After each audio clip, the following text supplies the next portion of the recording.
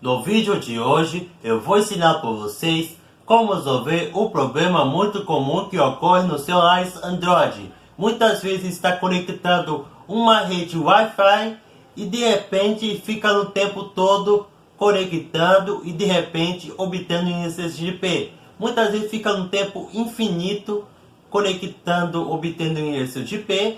A pessoa faz de tudo, tenta conectar na outra rede Wi-Fi e mesmo assim o problema persiste. No vídeo de hoje eu vou ensinar para vocês como resolver o problema do seu Wi-Fi obtendo endereços de IP no Android. Antes de começar o seu vídeo, deixe o seu like, se inscreva no nosso canal, novos vídeos foram lançados. E não esqueça de ativar o sininho das notificações cada vez que novos vídeos do canal e OV for lançados. E não esqueça de seguir no Instagram, canal LV na descrição do seu vídeo. Vamos aqui tutorial para vocês. Tá aquela tela para vocês, pessoal. Bom pessoal, para resolver o problema do seu Wi-Fi estar conectado e muitas vezes obtendo endereço de IP, é simples. Para fazer isto, arrasta aqui para o coordenado de configurações. Nas configurações do Android vamos clicar em rede e internet e clique no Wi-Fi. Clica aqui no ícone do Wi-Fi, está dando problema conectado ou obtendo de IP, clica no ícone de configurações, vamos clicar no ícone de editar.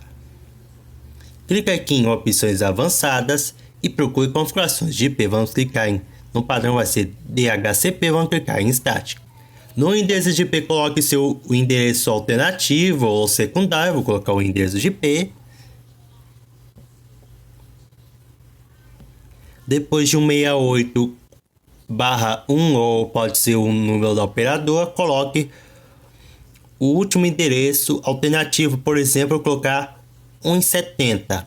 Pronto, vai aparecer o gateway e o prefixo da rede, o DNS. Não precisa colocar o DNS2, o DNS1 e clique em salvar. Vai reconectar, basta esperar um pouquinho que o problema do seu Wi-Fi já vai conectar.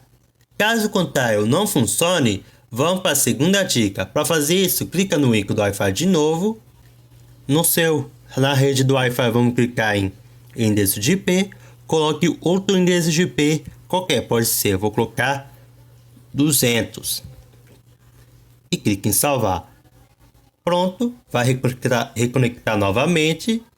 O problema já vai resolver.